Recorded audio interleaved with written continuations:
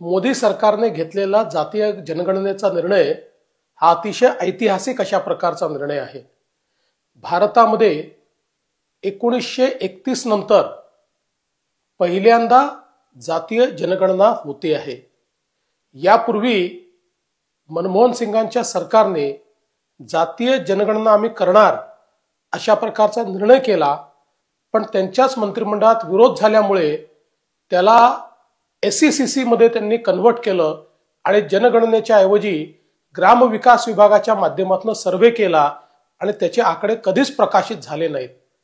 त्यामुळे सामाजिक न्याय शेवटच्या घटकापर्यंत जर पोहोचवायचा असेल तर या जनगणनेच्या माध्यमातून समाजामध्ये कोण मागे राहिलेला आहे याचा एम्पिरिकल डेटा देखील येईल आणि त्यामुळे आपल्याला योग्य लोकांना योग्य सवलती देऊन या देशाला आणि सर्व समाजांना वेगाने पुढे नेता येईल।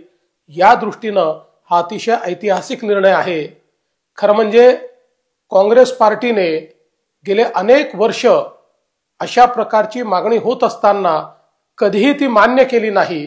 ते केवळ याच्यावर राजकारण करत राहिले, पण मोदीजींनी याला मान्यता दिल्यामुळे देशामध्ये सामाजिक न्यायाचं नवीन पर्व हे माननीय मोदीजींच्या नेतृत्वात सुरू झालंय असं या ठिकाणी मी म्हणेन आणि माननीय मोदीजींचे मी मनापासून आभार मानेन।